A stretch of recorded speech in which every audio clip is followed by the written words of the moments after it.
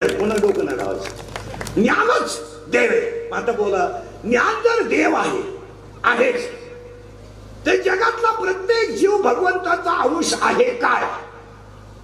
हा नाही.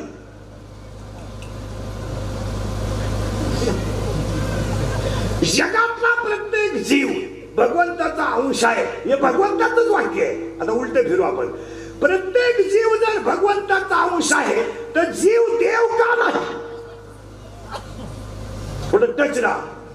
जीव देवाचा अंश आहे. तो कोणता असो, चारच, स्वेदस, अंडस, उद्भिज, चार खाणीतला कोणताही जीव हा देवाचा अंश आहे. मग जीव जर देवाचा अंश आहे तर जीव देव का नाही? उत्तर आहे, त्या जीवाला मी देव आहे याचं ज्ञान नाही.